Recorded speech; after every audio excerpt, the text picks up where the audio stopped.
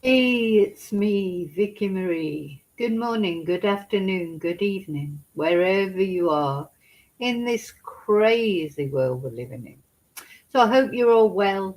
Anyone who doesn't know me, if you're new watching my channel, if you like true crime, but from a real person, not AI generated, I am most definitely not AI generated. AI would make a much better job of generating me, I'm sure. I am me, warts and all.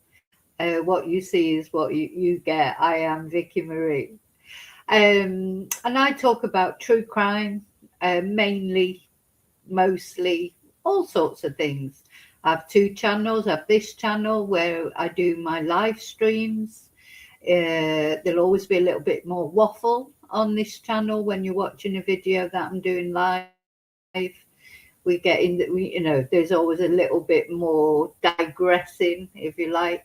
And of course, it gives you an opportunity to chat live about what you think about the cases, the particular case that we're covering. I also have another channel, True Crime Chats, where I then edit down these videos, load them up on there because some people don't like the waffle. Some people want a shorter video, more concise, more to the point. So that if that's your cup of tea, you're probably better off on that channel if you don't like a bit of waffle, because there's always a little bit of waffle on my lives. Having said that, I'm going to get more or less to the point today. The video that I'm going to do today, or the subject that I'm going to talk about today, the case that we're going to talk about today, is the Nancy Guthrie case. This is the case that is consuming most of us at the moment. Hi, Marg. Um, it's Nancy Guthrie, 84 years old, plucked from her bed, and we've learned it's amazing, actually. Her daughter, Savannah Guthrie, who, of course, is a famous reporter in America. This happened in America, in Tucson, in Arizona. This poor lady, 84 years old, taken from her bed, and literally taken from her bed in her pajamas, we're finding out, barefoot, her slippers left behind. So her daughter Savannah has done well, it's one interview that's been divided into a couple of parts. And we've found out more from this interview than Sheriff Nanos, deputy dog, the rubbish sheriff that unfortunately is in charge of Nancy's case. What information have we had off him? It really, in the last, well, it's been nearly 2 months that Nancy's been missing. And apart from the first week when he did a couple of press conferences, since then he's done private interviews with private news groups, etc., and given no information whatsoever, really. Or the only information he's given has been conflicting information. The sooner Sheriff Nanos goes, the better, I think, for everybody in Pima County. He looks like he's going to get removed from his post, and so he should, in my opinion. So now Savannah has done this interview, and we've found out more in this one interview from Savannah than Sheriff Nanos. Look, it's an active investigation. He can't tell you everything. But oh my God, he hasn't told us anything. And anything he has told us is contradicted later on in another interview. So, we have got to a point. I think I got to this point a while ago where people are zoning out even when he does say something, because you think, oh, you can't believe what he says. You don't know that he's going to contradict it later on in a later interview. So I do think people have zoned out on what he said, on what he's saying. So it's hearing from Savannah. Savannah is very brave, I think, to do this interview.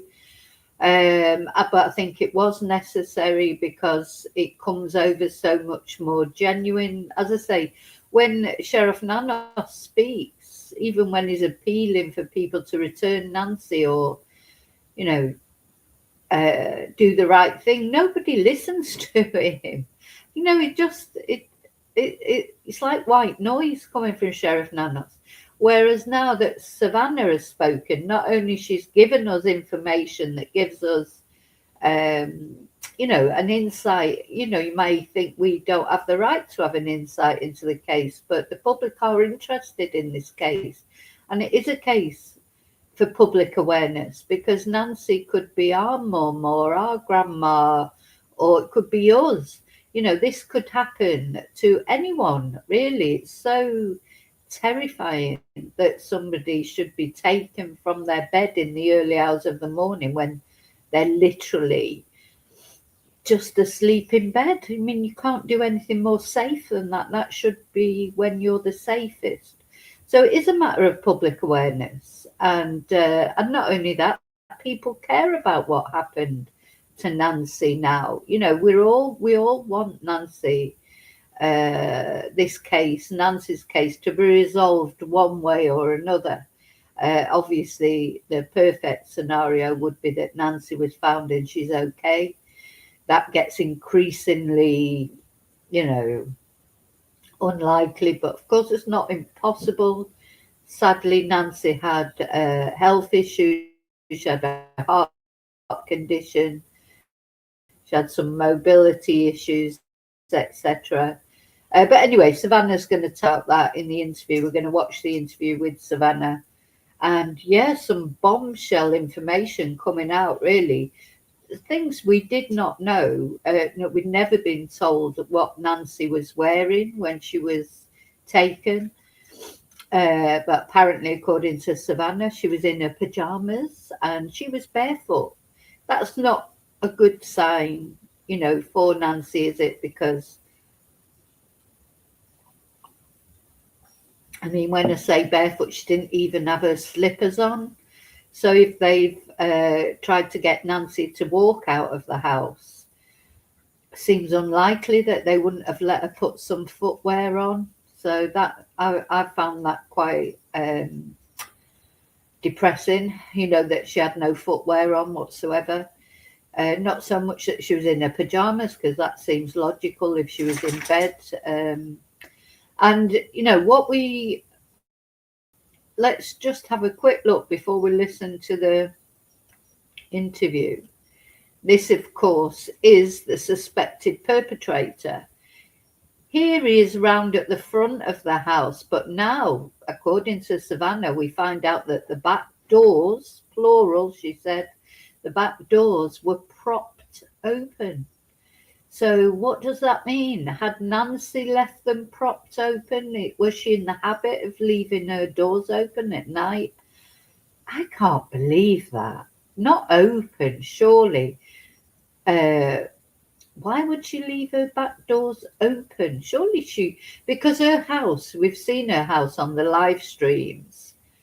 It's not closed in. It's not secure. Like the boundary is not secure. It's open. Anyone from the road can literally just walk into Nancy's property, onto the grounds of her property, walk round the back. It's all open, isn't it? It's not fenced. It's not walled. Surely she would not leave her back doors open. So, because we still don't know how this person got access. We know that they went round to the front at some point and took down the camera. But was it before they'd done whatever they'd done to Nancy? Did they go in through the back and then come round the front? Because when they're seen on this CCTV, their rucksack was full, of course. So, that's a big thing for me. I just keep thinking, what's in that rucksack? But was it already full when they went to the house? Or was this CCTV footage taken after they'd already been in the house and they were coming round the front just to, break the camera? Did they take Nancy out through the front? That's where the blood was, on the porch. So why were the back doors propped open? When you say propped open, you imagine that they're held open so that somebody didn't have to use. Have you ever done that? I've done it in my house.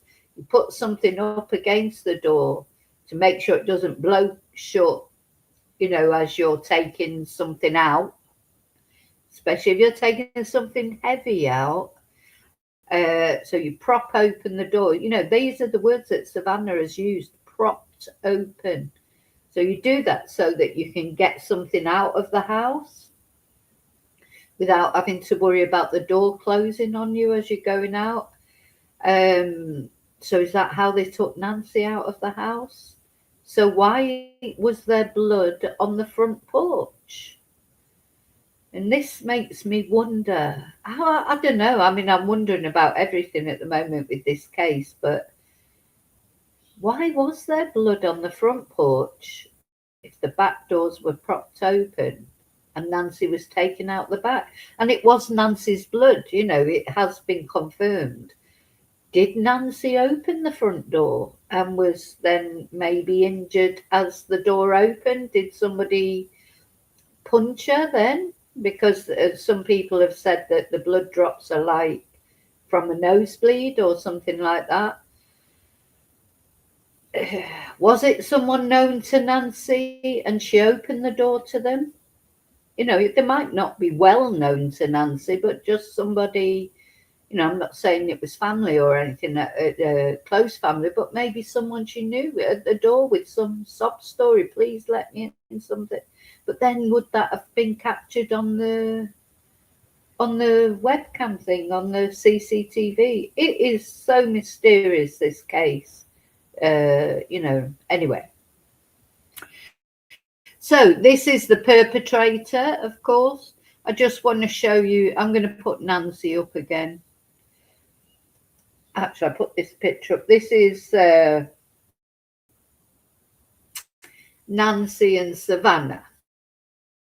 Now, the thing is, yes, Savannah Guthrie is a famous she's on a morning show in America, very popular show, like a This Morning type show.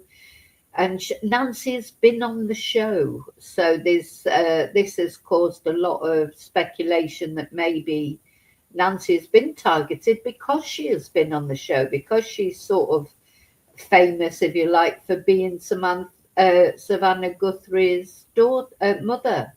And is that what's led to this targeted attack and the kidnap? Did somebody think? Anyway, so these are all the things that we have to take into account.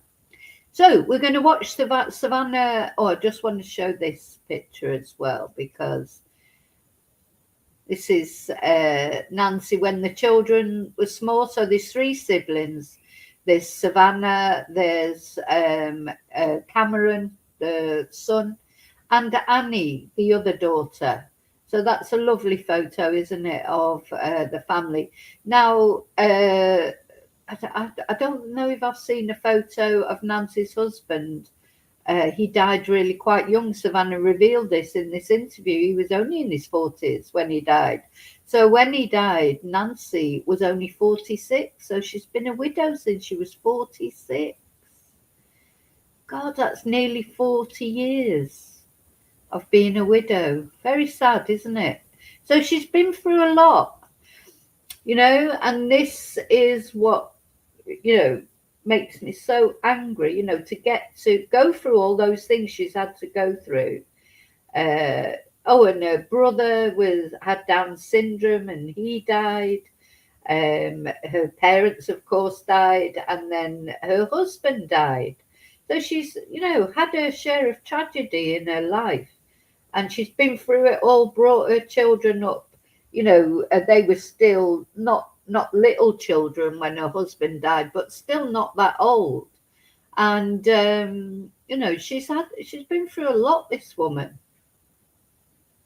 Makes me really angry then that when you go through all that, and she should have been, you know, having a nice peaceful life at 84 and been able to think that she could just go to bed and go to sleep and be safe. Makes me really angry. I'm so angry with this idiot who did this.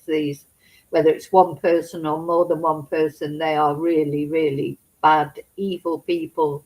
You know, and you know, do the right thing. Anyway, never mind. That Savannah's going to ask that of them, and you know, I don't know. They're in peril of their own mortal soul, as far as I'm concerned. Anyway, so first of all, I just want to say thank you. Thank you for supporting my channel in any positive way. Thank you for liking. Thank you for subscribing.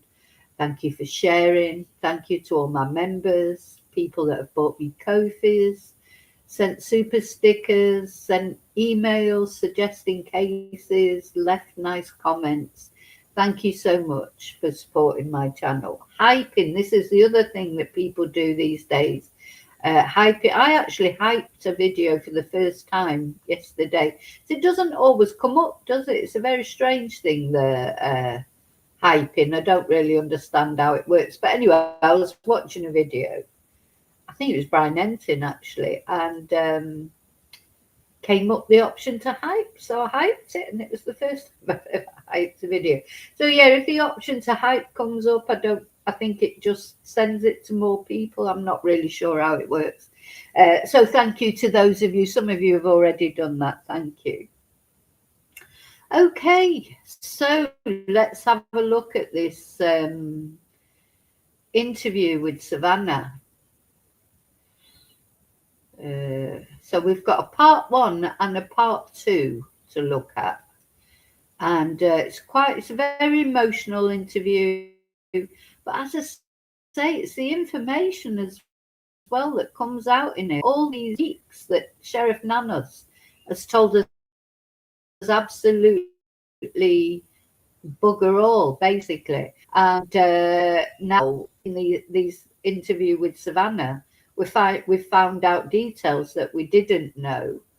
And you know, why didn't we know? Because surely there can't be things that aren't allowed to be talked about, because Savannah wouldn't talk about them otherwise. You know, she must feel that she's okay to talk about these things, surely.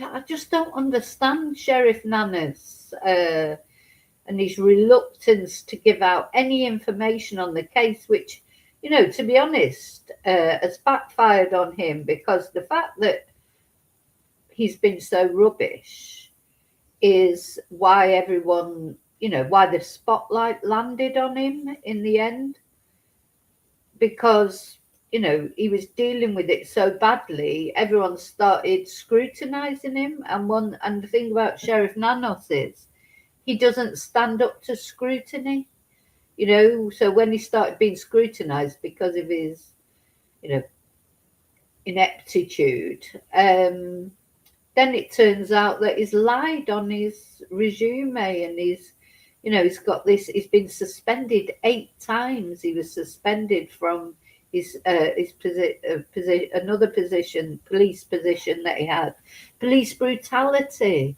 all sorts of serious offences, and it's all coming out now. And I think Sheriff Nanos, his days are numbered as sheriff, and if he's got any sense, he'd just resign, to be honest. But I don't think he's going to do that. I think he's going to hang on by his fingernails until he is pushed out, because probably because he's got to clear up a bit of a mess there at the department first. Because if he left tomorrow, God knows what the new person would find that he's been up to. Anyway, let's have a look at this. So as always, please let me know. Just confirm that you can hear it, okay? Because sometimes, for some reason, the sound doesn't come through. It was, I guess, a normal weekend for you. Yeah. The weekend your mom went missing. Tell me what you were doing and what happened. Well, I had given Mike for Christmas a boys' trip to go play tennis. And so he had been gone for the weekend. So I took my kids actually to Carson's. So we had a beautiful, fun night together. And then I came home. And really, it just got home at the same time that Mike came home. We were just saying hi, putting down our stuff, and the kids were running around. And my sister called me, and I said, "Is everything okay?" Mm-hmm. And she said, "No." She said, "Mom's missing." And I said, "What? Yeah. What are you talking about?" She said, "She's gone." I mean, you can hear the sort of God, bewilderment in her voice. Could you imagine somebody ringing you up and, your sibling ringing you and you say, oh, hi, how are you? Well, not very good because mum's missing. You'd be like, what? What do you mean missing? I mean, it just, you'd just be incredulous, wouldn't you? You can still hear the incredulity in her voice, can't you? And she was in a panic. I was in a panic. I'm like, call 911. Yeah. She's like, I did. We've called them. They're here. We thought that she must have had like some kind of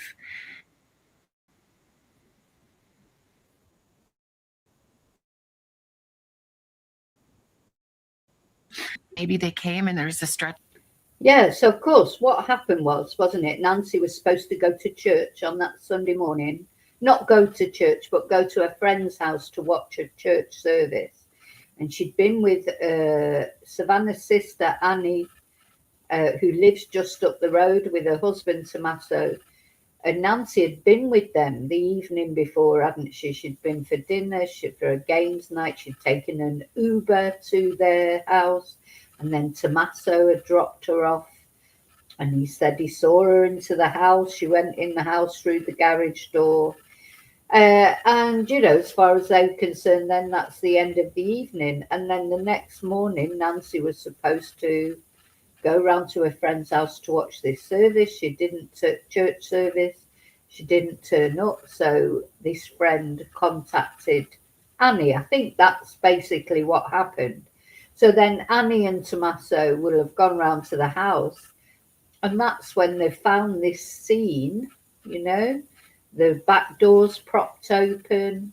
So Savannah is just saying, they thought this maybe she'd had some sort of medical emergency and the back doors were propped open because the ambulance had to get in there with a stretcher to get Nancy out. These would have been the thoughts that were initially going through their head. They wouldn't have thought for a minute from the very beginning, you wouldn't see that and think, oh, mum's been kidnapped. You think, oh God, what's happened here? Someone had to come and get mum because she was ill, or so. Just it's like surreal, isn't it? Must have been a surreal feeling. Sure, they took her out the back, but her phone was there and her purse was there and all her things, and it just didn't make any sense. So, Annie. So if all the belongings were there, like phone, purse, etc. So that's what made, most burglars, even if something went wrong, they're going to pick up they're going to pick up easy things to take, can't they? They take the purse or the money out of the purse at least, or the phone, they just take the SIM card. What they normally do is take the SIM card out of the phone and take the phone. If it was a decent phone, I mean, I don't know what phone Nancy had, but I've had my phone stolen before, and the SIM card was taken out of it and left in my bag, and they just took the phone, because they don't want your SIM card, because they don't want to get traced, because it's your SIM card is how you get traced. But also, what were they going to want your SIM card for? So what they want is the actual phone, and then they'll put another SIM card in it. So yeah, it was strange, you would, you'd be thinking, well, why has everything been left behind? Because surely, if she was taken to the hospital, would they take her? I don't know what the procedure would be there. If it had been like a medical emergency, well, if Nancy was able to phone 911 to get an ambulance there, she would have surely been had her wits about her enough to at least pick up her handbag or whatever. But I don't know what hospital, if somebody had a serious medical episode, would the ambulance take their detail, take the handbag with them? I don't know. But anyway, it wasn't that. So, but that must have felt like that at first. and Tommy had already called all the hospitals, but then I'm like, I'm going to call the hospital. So then I started calling the hospitals, and the police were there and talking to her at the same time. And it was just chaos and disbelief. Within hours, Savannah was making the long journey home to Tucson. You saw Annie and Cam when you got to their house. Tell me about that moment. Just disbelief and hugging each other. And I think we were on the phone with the sheriff and trying to,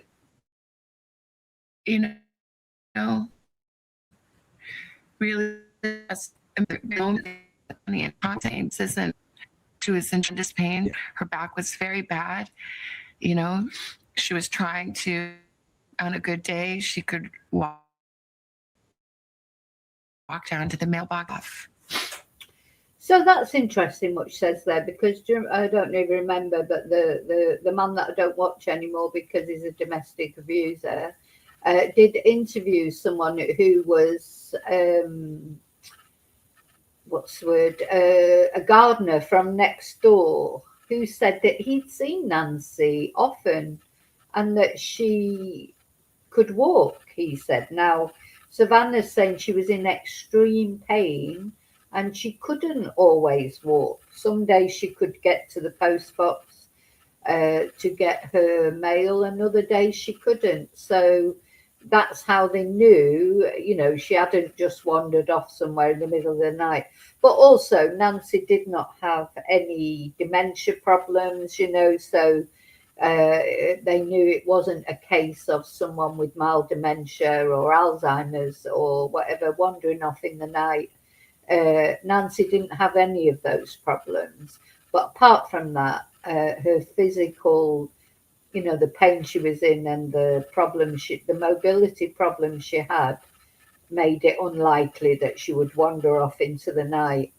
And of course, the fact that she wasn't wearing any footwear. So now we know, because she'll say it later, we know now she was not wearing any footwear. So that, that's really very sad, because I think even the kidnappers would have probably let her put her slippers on, at least, if she was able to walk. It just makes you wonder, did she walk out of that house, or was she carried out of it? And now she may have been alive as she was carried out. Even if she was carried out, to me, the fact that the doors were propped open suggests she was carried out.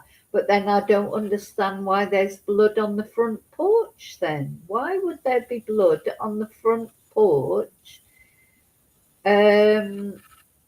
if Nancy was taken out the back way? Strange, isn't it? And the doors were propped open. Yeah. And there was blood on the front doorstep. And the Ring camera had been yanked off. Yeah. And so we were... So the doors were propped open. There was blood on the front doorstep. Now, she doesn't mention blood anywhere else in the house, because a lot of people are speculating, was the blood only... we can only see the outside of the house. And the only reason we know about the blood on the doorstep really is because the crime scene was released too early, wasn't it? And so Brian Ensign went in and took that video of the front porch with all the blood drops. Otherwise, I expect we wouldn't know about that. We shouldn't know about it really, because it should have been cordoned off properly. But a lot of people have speculated that, why was there, if you were able to look inside the hallway, was there blood in the hallway as well, or was it literally on the front porch? It's a real mystery about that blood, I think, because the trail of blood went up the front porch and to the driveway and the road. Even it went all the way up to the road. So it seemed as if Nancy was taken that way. And at the time as she was taken, she was bleeding, only slowly, like not enough blood to suggest, she had bled out or anything, but enough blood to see the trail of blood. going up to the roadway. So why were the back doors propped open? I mean, gosh, it's just mystery after mystery, isn't it? Because then that would suggest she was taken out the back way. But if she was taken out the back way, why is there blood? Why is there blood on the front porch? Gosh, it's a complete mystery, this case. Saying this is Yeah. Do something. this is not Yeah. okay. Yeah. This isn't something is very wrong here. Yeah. Did you guys talk about what possibly could have happened? Like, what could have happened? What went down? I mean, my siblings are so amazing. My brother, you know, he spent his career in the military and worked in intelligence and is a fighter pilot. I love this picture of Nancy and Cameron because Nancy's sat there. I wonder if she was enjoying that, being up in that aeroplane. Yeah, you know, she's smiling, but I don't know. I don't think I would like it. But Cameron, of course, is a pilot. He's in the military. He was in the military. And yeah, I love that picture of Nancy there in the plane with him. It's very sweet. So that is Cameron, Savannah and Annie's brother. Yeah. And is brilliant, and he saw very clearly right away what this was. Yeah. And even on the phone, when I called him, he knew. He knew. And he said, I think she's been kidnapped for ransom. Oh.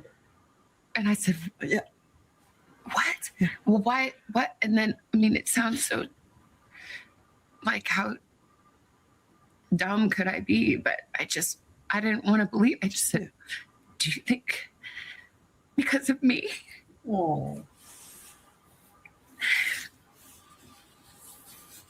And he said, I'm sorry, sweetie, but yeah, maybe.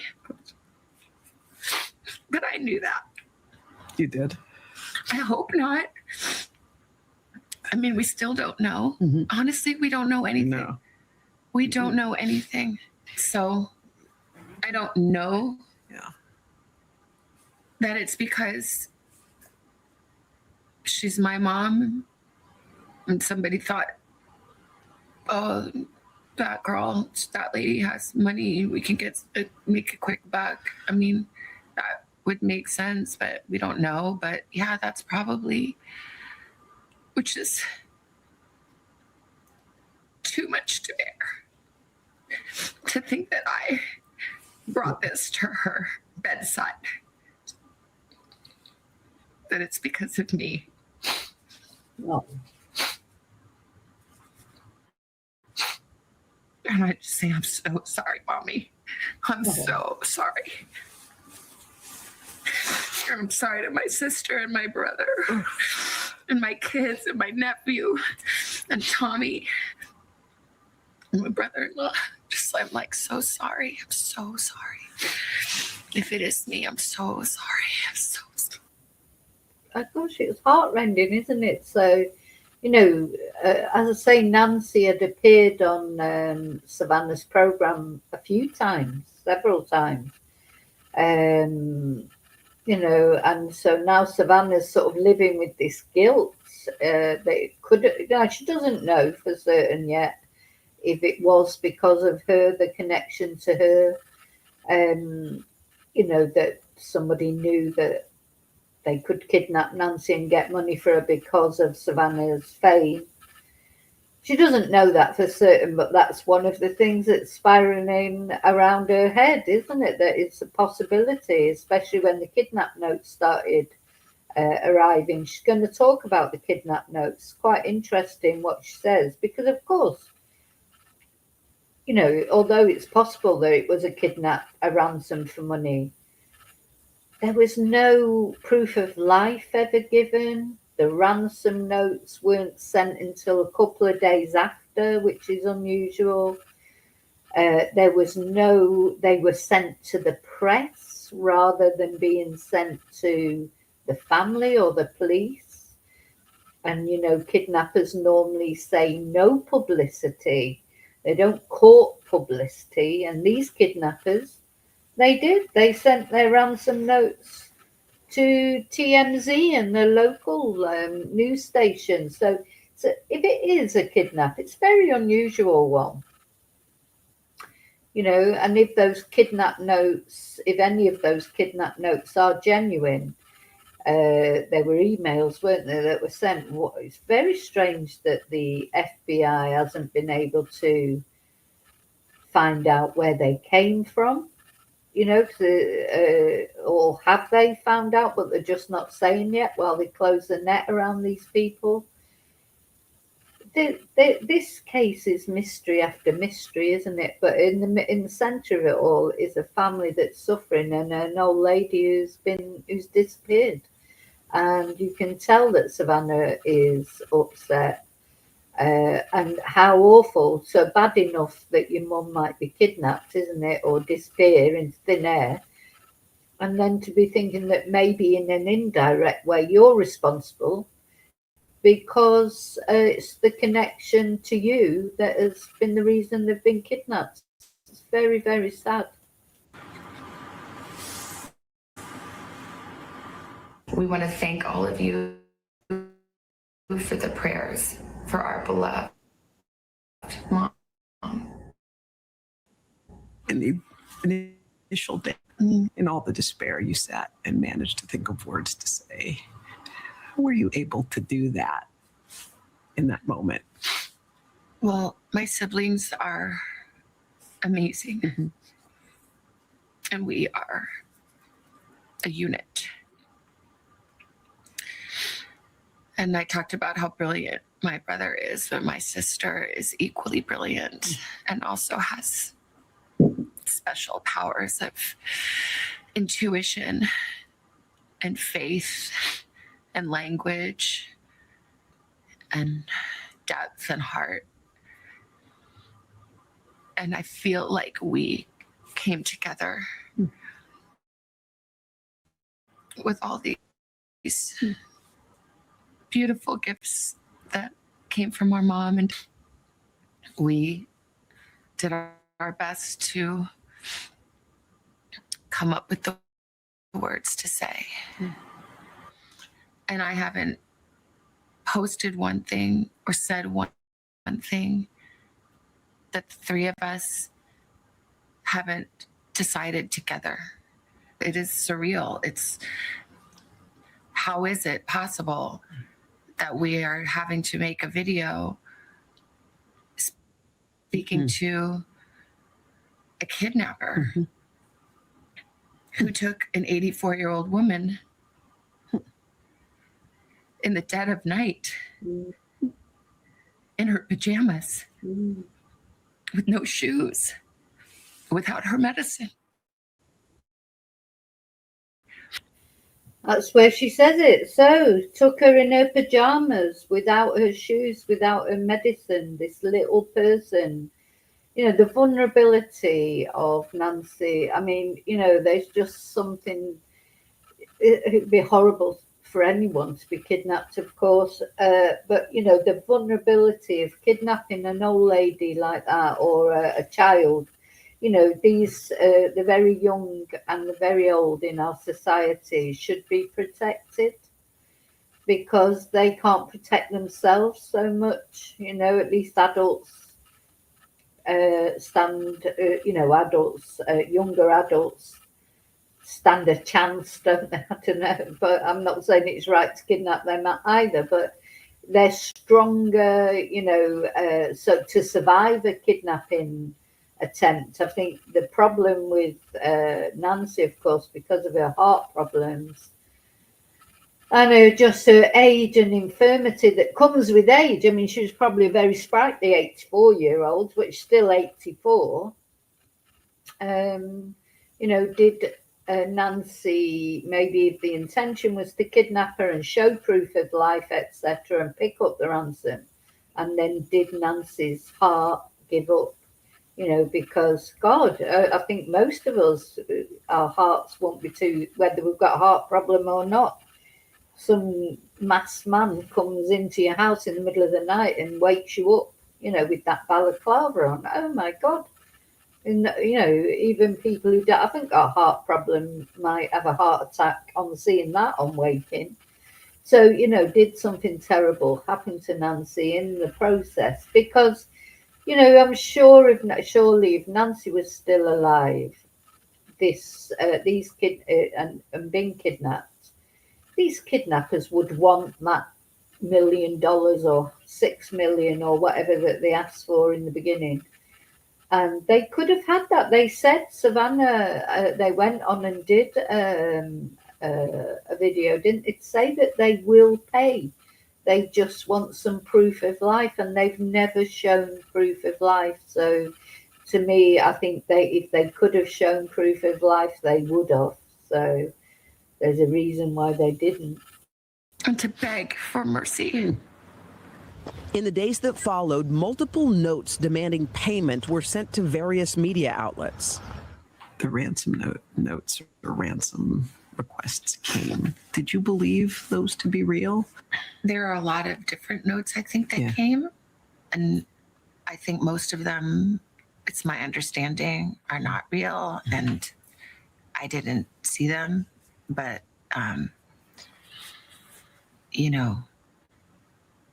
a person that would send a fake ransom note really has to look deeply at themselves. Yeah. To a family in pain. That is the lowest of the low, isn't it? It feels even lower than the real kidnappers.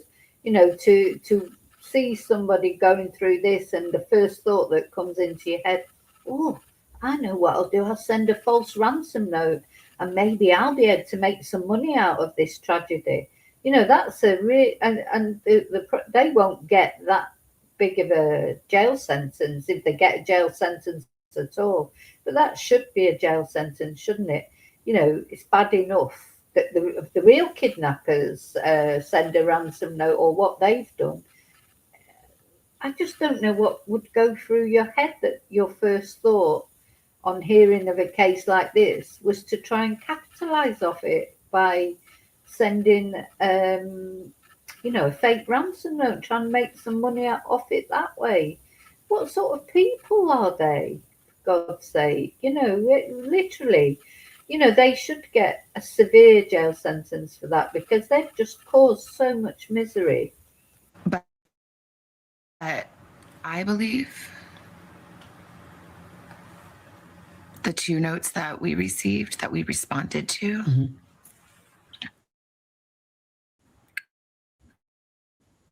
I tend to believe those are real.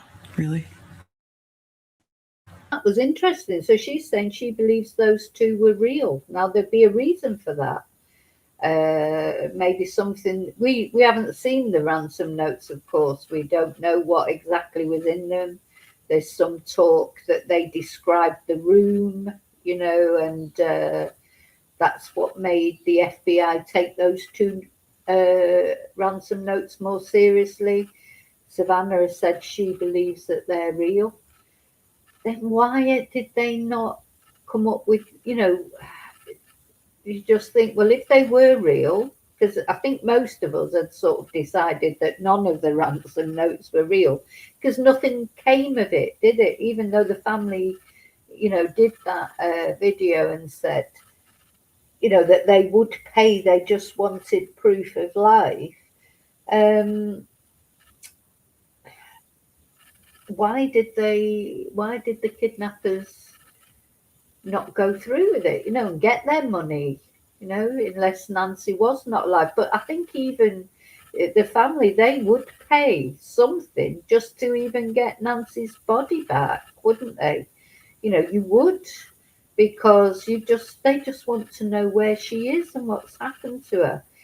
So have the kidnappers now decide, if they're kidnappers and the whole point of it was for a ransom, have they now decided it's too dangerous, to because now this is not a kidnap, it's now could be looked on as a murder inquiry, and they know, you know, if they do get caught, it's much kidnapping serious enough as it is, to be honest. But if Nancy died, it's even more serious, I suppose.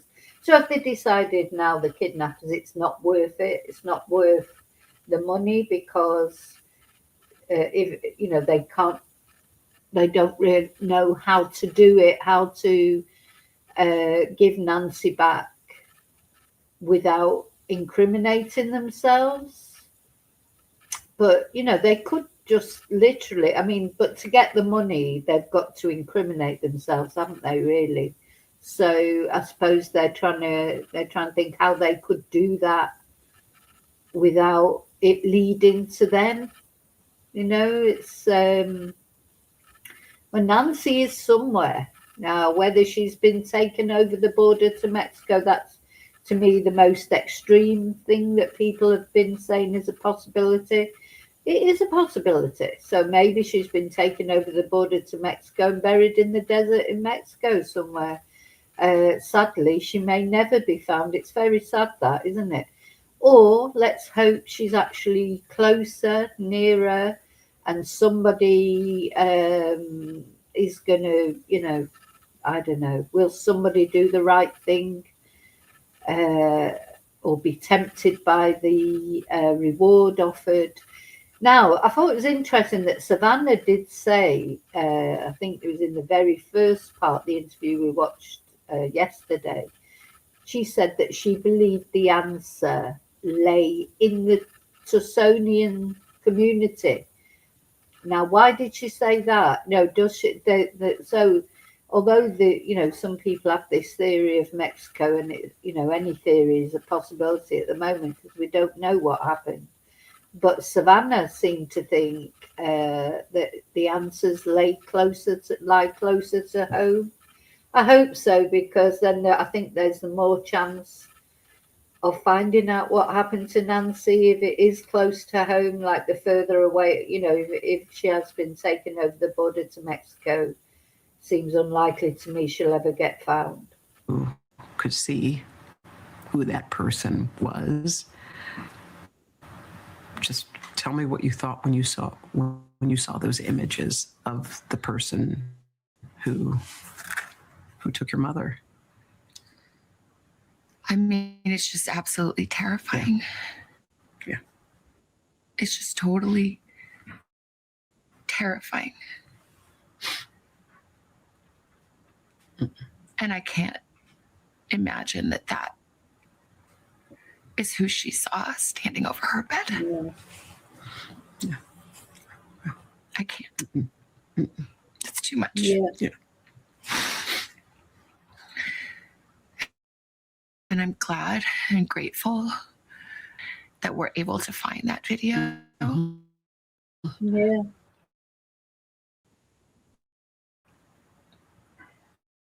Do I hope, at least with people of good heart and compassion, stop and cruel speculation that had started to swirl. Let's talk about that for a minute. I'm glad that people saw Yeah.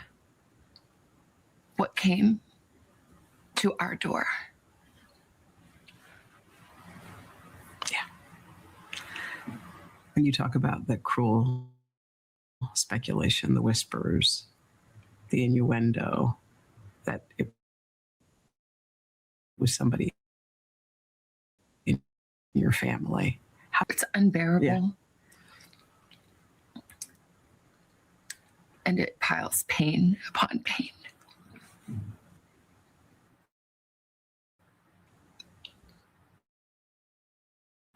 Yeah. There are no words. Yes, so this all started, didn't it, really big time, with Ashley Banfield saying that a source of hers had said that the son-in-law was a suspect, Tommaso, and Ashley still has not retracted that comment. She's doubled down on it several times. She's blamed the sheriff for it. You know, Ashley Banfield, who is another podcaster, she stuck by her source that the son-in-law was being looked on as a suspect. Now, I mean, it is entirely possible, isn't it? Because at the end of the day, he was the last person to see Nancy before she disappeared. So it probably was a suspect in the first couple of days. Everyone was a suspect in the first couple of days, isn't it? So that's logical, but maybe, maybe Ashley shouldn't have said it. I don't know, but it did cause, it wasn't an official source, law enforcement or FBI or anyone. Nobody has ever said that Tommaso was a suspect, but maybe he was in those first few days, because it's logical that he would be a suspect, of course. And then he was cleared. Of course, the car was taken away. The car was examined.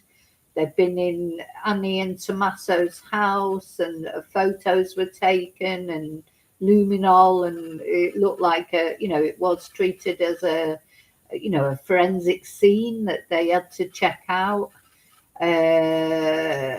But then eventually the sheriff cleared them, didn't he? Though I think he was quite slow in doing that, clearing the family. But he's rubbish at everything he's done. But then now Tommaso and Annie, they have to live with the fallout from all that, and from what Ashley said, and people took it up and started to, they were saying all sorts of things, that he'd gone off to Italy to watch the Winter Olympics, and and the band he was in, his band members got brought into it, and their lives were made a misery as well. So it did escalate. Now, apparently, then eventually, Sheriff Nanos came out, or somebody came out and said, they'd all taken polygraphs and passed the polygraphs. And that was another thing so there was these rumours that people were going to do polygraphs. And that was another load of rubbish that Sheriff Nanos came out with, because he then said, oh, no, we were doing polygraphs because we're taking on new staff. So the polygraphs we were doing were to do with taking on new staff. And then a week after that, it's announced, yes, all the family have passed polygraphs. Can't believe a word that man says. So, anyway, so here's Savannah sharing how awful that was for the family to be under suspicion. And it must be, because like you say, it's pain on pain, isn't it? You're already going through so much pain. And then you're being accused of having something to do with it. I don't understand. I'll never understand.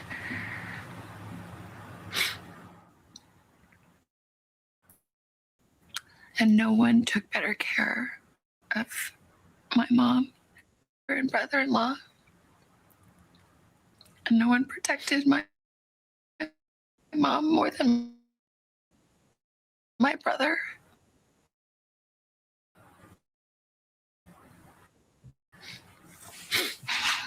And we love her, and she is our shining light. And her family stayed together in Arizona for weeks as the media covered this. People came, and not everyone is respectful, unfortunately. Mm-hmm. There was a night we had to leave in the dark in the desert, holding hands, me and my sister and brother and I. Finally had to leave in the middle of the night in the desert. Oh my God. So they're like fugitives, hiding from the press and the streamers and everything. Listen, I'm not against the streamers, the ones that were there filming the scene. This is a high profile story, but following the family around, that is too much. It is too much. Imagine them having to leave like a thief in the night. Like they're the fugitives, like they're the people that have done the wrong thing. Imagine that. Oh my God. And wherever they went, it would get leaked, wouldn't it? Because it's a big story. There's money in it. So I'm sure, a few dollars changed hands for finding out where they were. Took car waiting for us because the people outside were closing in. Yeah. So we found a place that was safe, and then then we couldn't really leave too much. So like those days are a blur. Yeah. Crying and praying. How did your family feel about the way the investigation was conducted? Oh my God, yeah. So then they'd be like in a prison then when we found somewhere safe. You know, it's like, God, everywhere should have been safe. But anyway, it wasn't. So, and then they couldn't leave. So they're just stuck in there to, waiting for news. Oh dear, it's awful what they've had to go through, I think. Well, it's still going. Yeah. And Yeah. people have worked tirelessly.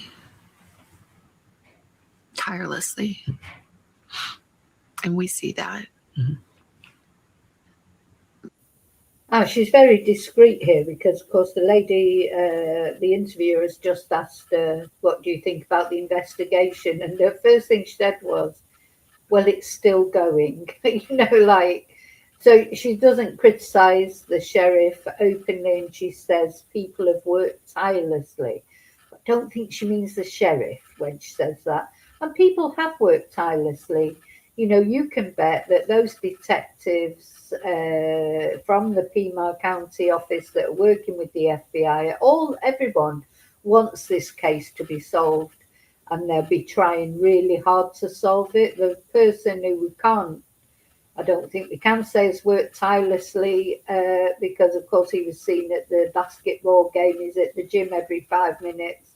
He doesn't seem to, really, he's never done a proper press conference for weeks. He's just doing these egotistical interviews.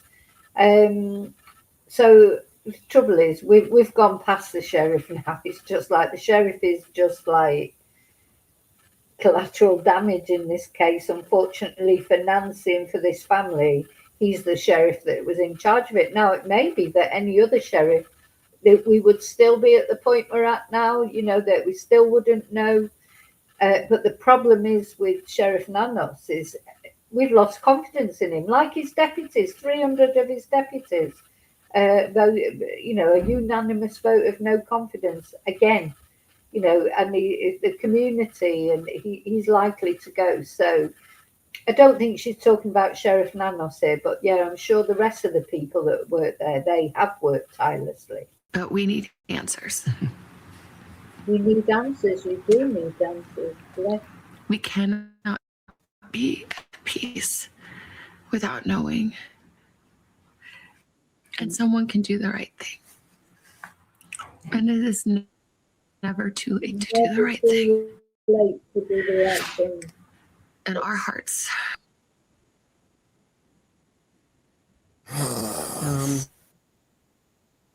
I think where Savannah ended that, it's not too late to do the right thing, is really, I think, the intent from the beginning. Yeah. I think she was, a fantasy was that someone who knows someone who will say something, because, I think she really... 54 days in, the bravery that she's showing in this interview is not to shine a light on herself, but to remind people that if you have anything to do with this, if you know anything, Yes. we firmly believe that somebody does know something, it's not too late. Yes. We can still bring Nancy home if you call the And number. one of the things Savannah actually said to me was, she said, please... Right, I'm going to stop that there because that was part one. So the Savannah bit is finished. They're just dissecting it a little bit. But now we're going to look at part two. So the second part of this interview with Savannah, and here she had to make a decision then eventually to leave Arizona and to go back to her family, because Savannah doesn't live in Arizona. Annie and Tommaso live just up the road. Cameron doesn't live in Arizona, and I think Cameron probably went home a lot before Savannah. Because he wasn't there, was he, when the family went out to the memorial outside Nancy's house? it was Annie, Tommaso and Savannah, and Cameron was not there, so presumably he'd gone back home already. Now, of course, he's not come under the same scrutiny because he's not famous. Like Savannah is famous, so she gets scrutiny for everything she does. A lot of people were critical of the fact that she returned to New York. But at the end of the day, that's where she lives. She's got 2 young children. She's got a husband. She's got a job. It's when do you decide? I mean, she was in Arizona for nearly 2 months. She's only gone back about a week ago, I think. So 6 weeks, 7 weeks in Arizona, just sitting and waiting around. I mean, the thing is, it's not difficult then to just get, if anything breaks in this case, she can just get on a plane and go back to Arizona, can't she? But she couldn't just stay there forever, not with a young family, etc. Sadly, life does go on. No matter what happens, you still have to put one foot in front of the other. You've still got to look after your kids. You've still got to, do your job or whatever. That is sadly a fact of life. It's, grief can be overwhelming, but sometimes you just cannot wallow in it. You can't, because you've got the nuts and bolts of daily life. The bills still have to be paid. Your kids still have to go to school. Your kids still need you.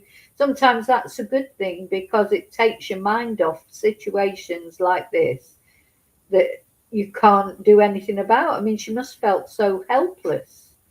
When things happen that you literally cannot do anything about. So it's the nuts and bolts of life that will keep you going. Just what's the alternative, really? Just sitting in a hotel room in Arizona for another 6 months. Anyway, I'm sure that if anything broke in the case, as I say, she'll be straight back there. But we have to remember she doesn't live there. That's not where she lives. So she's got another life in New York. And that life's important too. So let's have a look at part 2 of this interview, where she addresses that.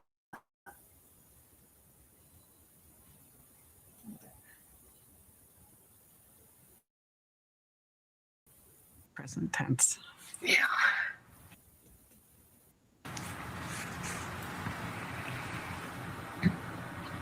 I mean, she is present tense to me.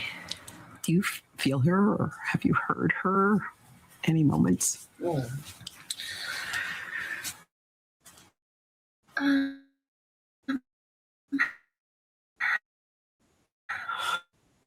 Yeah, a little bit. And strong.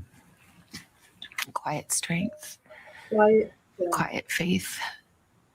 But hard fought. She's funny and a little mischievous, I would say, in her humor. She's a noble creature. She does what's right. She walks in faith, but not a fake, pious,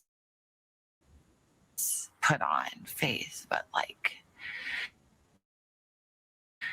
a grounded earth. Please pray in the beginning. The ocean of love and prayers. Did you feel that? Did you sense what was happening? I do feel prayers, I do. I believe that. I think she would have been just amazed. Just truly amazed. Oh. One of the images that stayed with me through all of this was you. Definitely, if prayers could bring Nancy back, because all over the world people are praying. I've been praying, you've all been praying, we've all been praying, and I'm just this tiny little YouTube channel. Sure, on all the other YouTube channels, all the Instagram followers Savannah or of the rest of the family, their friends and family, etc.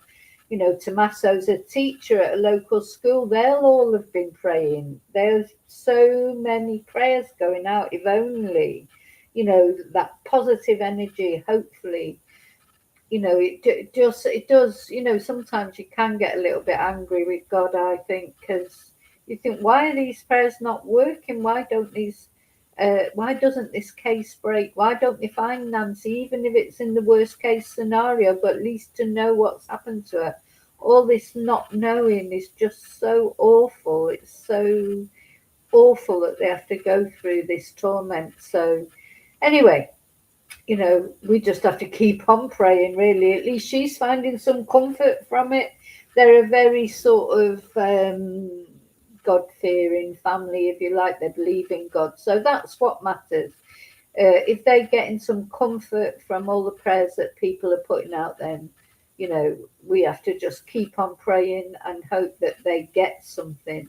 So this is, of course, when Savannah, Tommaso and Nanny went to view the memorial that sort of grew up outside Nancy's home. People came and put cards and flowers, etc.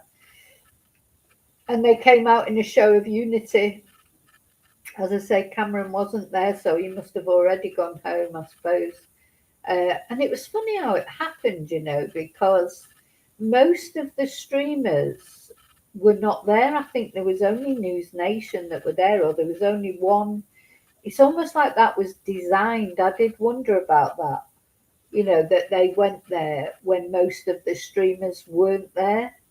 And I can't remember where all the other streamers were, but I wondered, you know, if they sort of, because you know what, all you have to do to get those streamers to a different place is to release something, you know, like, oh, maybe the SWAT teams are just about to go out, or maybe this is happening, or maybe that's happening.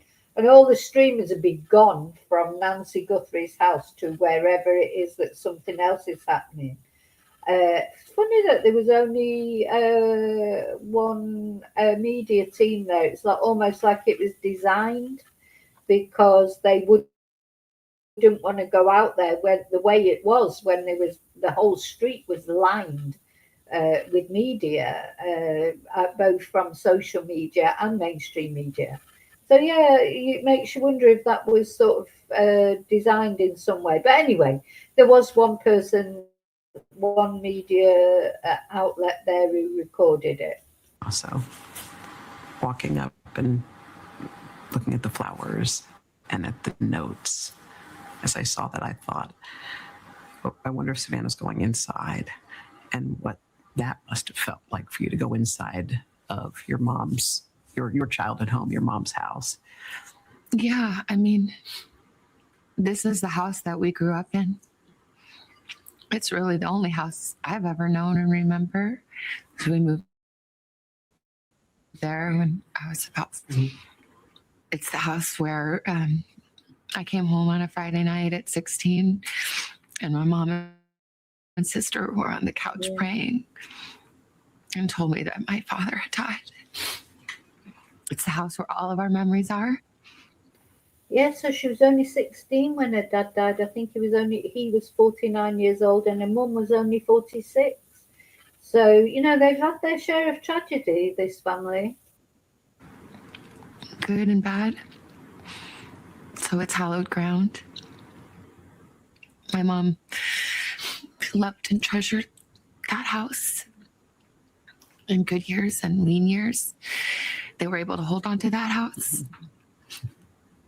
That's my mom's safe haven. It's really hard. Yeah, now your childhood home, you know, my parents lived in our house, you know, right up to really more or less, well, until my dad died, and then my mum had to go and live with one of my sisters because she had dementia. But, you know, your childhood home, it's always got a special, you know, it's hard to explain, isn't it? Especially, well, some people move around a lot, their parents move around a lot, and you don't really get attached to a certain house. you know, because you move around from house to house. That's what happens with a lot of people. But when your parents lived in the same house, and you know, it's all more or less all you can remember, because I think she says she was 4 when she moved there. That is your childhood home. Nancy obviously loved living there. I mean, it was too big for her in the end, wasn't it? She would have been better off living in a granny pod in Tommaso and Annie's back garden or whatever. But you know, Nancy wanted to be in that house. She wanted to be there. So it's very difficult. That's another thing, you know, because we tried to get my mum and dad out of their house, you know, as they got older, and you know, they brought up 5 children there, but of course they didn't have it. You know, they were older, and nobody. It was just the 2 of them, and it was a 3-bedroomed house. Trying to get them out of there to move into a smaller place. Oh my God, you know, there's no way.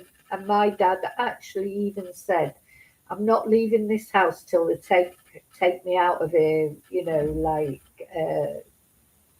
in a box, basically. And that's more or less what happened, because he died in the house. He died in his sleep, which was awful for us because it was such a big shock. But when I look back now, I think for him,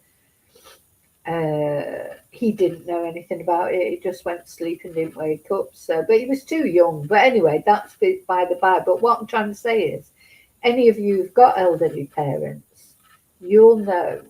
You trying to say to them, move. Oh, can you move out that house? Come and live with us. Come and live in the granny flat in the garden, or we'll get you a nice little apartment just near. It's like, no, Nancy wanted to stay there. She'd lived there. She'd brought her children up there. She had all her memories there of her husband, you know, who had been dead for nearly 40 years. Nearly 40 years.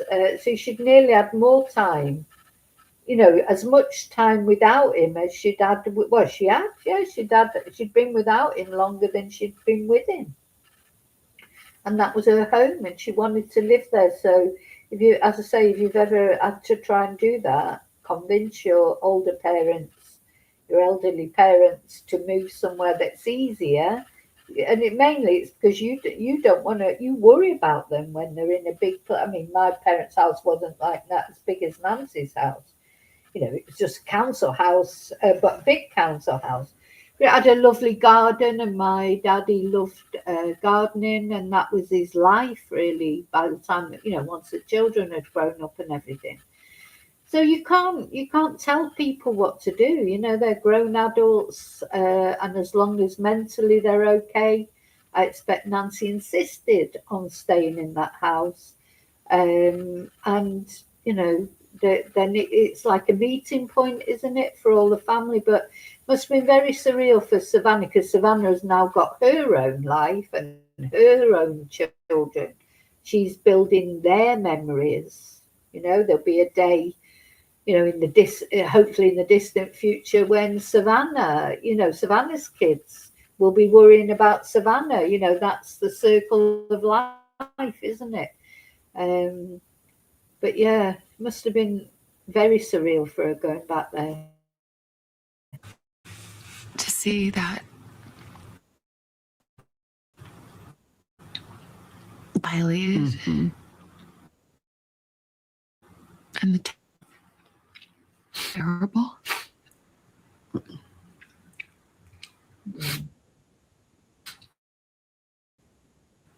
It's unbearable. Yeah. Tell me, while you were spending all this time in Tucson, your kids were home, what do they know? Well, it's so hard with kids because, you know, you want to protect them. Dale would write me all the time, Mama, any leads? Any leads? Do you hear anything? You know? And I think that, you know, we tried to talk to them and try to give them a little more certainty. than we have, to let them grieve. And for my little nephew Olmo too, you know, there's just a way in which this is even so much harder on Annie and Tommy and Olmo, because they're there. They're there. Yeah. And they were there every day for my mom.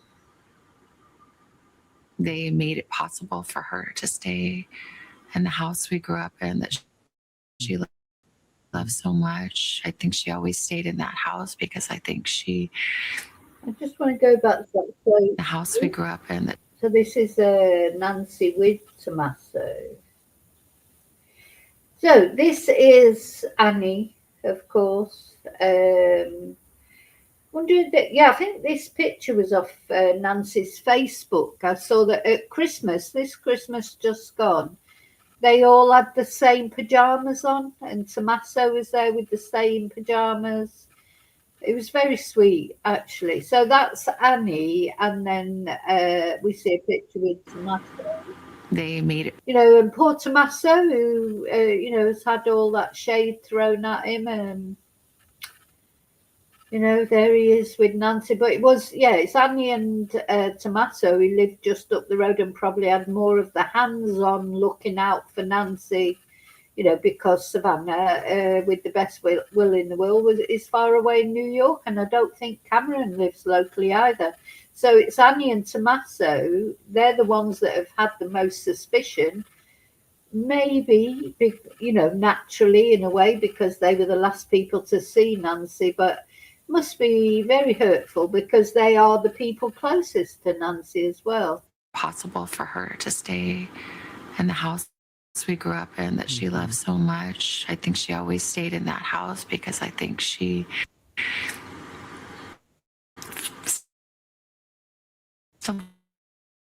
felt my father there. Yeah. All our memories. It's just a way in which this is just appreciating for them. I know it was a hard decision for you, and I know you told me about this, was coming back here, leaving Arizona to come back to New York. Why was that so difficult? I looked out the window of the airplane and just thought, where are you? Yeah. That desert, that beautiful desert that she loves. Where are you? Yeah. How could I leave you? Yeah. But my mom taught me a lot about grief. Our family knows grief. My father passed when I was 16 years old. He was only 49. It was a shock. Yeah, so there's the family, and that's their dad there then. Yeah, there's a dad and the Cameron, Savannah and Annie and Nancy in happier times, but he was 49 when he died, so very young, and Nancy only 46, so she's been a widower a long, long time. And I remember my mom saying in those early days when Daddy died, like, you have to get up and decide and do. Just decide and do. And she had read that in a book that meant a lot to her and her grief. And so I always remember that. So I'm trying to decide and do. Just get up and decide and do every day. You know, I've felt terrible grief, and I felt the goodness and kindness of God is remarkable, and in equal measure to my sorrow. Wow. She showed us how to survive the unimaginable. She had 3 kids. She had never worked outside the home. She had to get up. She had to find a job. She had to mother 2 teenagers and 1 young adult, just starting making his way into the world.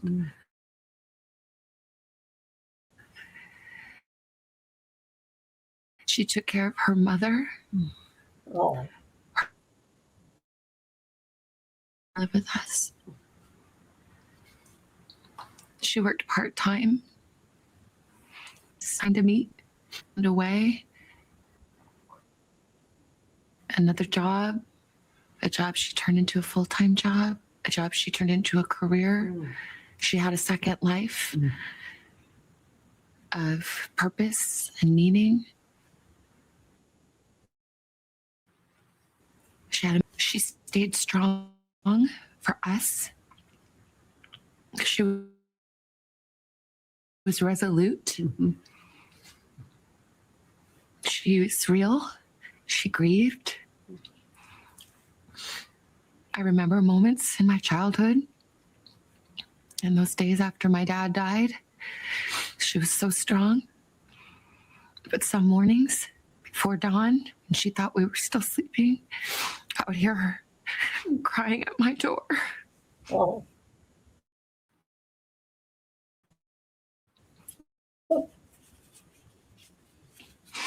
To not be alone in her grief.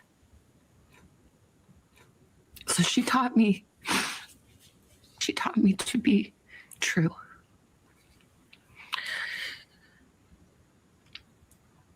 My faith is strong and resolute. But Oh gosh, that was heart-wrenching, isn't it? So this goes back to, what we were saying earlier. Life does go on, and when Nancy lost her husband, she had to carry on because she had 3 children she had to think about, and she had to rebuild her life. She said she'd never worked outside the home before, so obviously her father was the provider, and then he was gone, and then she had to be a mother and a father to children, and they were teenagers and young adults. That's harder than little children. Little children, you're trying to deal. It's difficult, but at least you're in control. And then when you've got teenagers like that, and then they've lost their dad, and you're trying to support them, but you feel like falling apart because you've lost your significant other. I mean, so Nancy's been through it, and this is what makes me so angry, to go through all that life has to throw at you and come through it. And then some twonk turns up. How dare they? How dare they? Do that to Nancy. She'd probably done more in her life. What have they done in their life except cause misery? Absolute horrible people, these people that do this. They're, what legacy are they leaving to the world? Absolutely nothing. So, yeah, my heart really goes out to Savannah, but at least, it seems like Nancy has taught her to be strong, and she has to be strong. Strength is, getting up every day. I know there's a lot of you out there, a lot of my followers, I know from emails that I get from people who like to just, tell me what's going on. And I think it feels good to them to be able to talk to somebody who's not connected. Sometimes when you're going through stuff, it's better to, you can always contact the Samaritans, for example, in the UK. Sometimes you just want to get it all out. And you can't always do that to the people that you're close to, because you don't want them to worry about you then, because there's enough going on, So being strong, I mean, it's, how can I put it? Some people are stronger than others, but sometimes it's not a choice. It's just you have to be, and that's it. Sometimes having a nervous breakdown is a luxury you can't afford, because you've got other people that you've got to think about. You've got to get up and go to work, because if you don't, there's no money coming in. or you've got to, you know, appear strong at least because there's other people depending on you. And you know what? There's so many people out there, you know, yourselves included, you know, a lot of my followers, and they deserve medals just for getting up in the morning, putting on a smile, or going to work when they don't feel like it, providing for their families, either financially or emotionally. You know, there's normal, ordinary people out there who literally deserve medals for what they do every day, because life is hard. There's a lot of lovely things in life, and we have to accept all our blessings as well. But sometimes it's tough. It's tough. And if you got up this morning, you don't feel like facing the world, but you're going to do it, you deserve a medal. You really do. And you just have to keep going. But anyway, so it seems like Nancy taught Savannah strength, and that's good. Early on, felt that I heard for one of the very few times in my life, I did hear God speak to me. Oh. As I said to myself, I can handle anything, God. I can handle anything. I just can't handle not knowing. Yeah. We can't handle not knowing. Yeah. I have to know. Oh. And I heard a voice, Yeah. and it said, you do know where she is. Oh, okay. She's with me. Oh, She's with me. God. So whether she is on this earth still, or whether she is in heaven, I know where she is. I know who she's with. Yeah. But Oof. Gosh, that's very emotional, isn't it? So, yeah, I wonder if she's had any messages from Nancy herself, or, you know, like a dream or something. Maybe be nice if Nancy could appear to us somehow. But anyway, maybe, you know, she is still alive. But it feels like that Savannah has accepted the fact that her mum probably is not still in this world, but she's with God wherever, you know, whichever, whether she's alive or dead, she is with God. So that's how faith can help you, you know. If people find comfort from faith, it can't be a bad thing, can it? It's got to be a good thing. And, you know, as I've said before, the thing that you've always got to remember is that if you do believe in God and you have faith, there is a devil as well. You know, one doesn't exist without the other. And sadly, you know, it's a constant battle, isn't it, with good and evil. And these people that came in and did this to Nancy, they're evil, and their mortal soul is in peril. And they've created all this misery. It's massive, really, isn't it? You can't underplay the misery that they've caused, because you know what? Not only to the Guthrie family, but, you know, people all over the world have got upset about this case. So those people that have done this to Nancy, they've created, you know, the misery that they've caused. It goes out in ripples. And, you know, that is something in the next life that they will have to pay for that. I believe that anyway. That's my belief. Whatever, one way or the other, there is a God or there's good. There is a devil or there's evil. Doesn't matter what you call it. Doesn't matter what religion you are. There is good in this world and there is evil in this world. And evil plays through people. You know, people make these choices, and sometimes they decide to do evil things. And these people have decided that.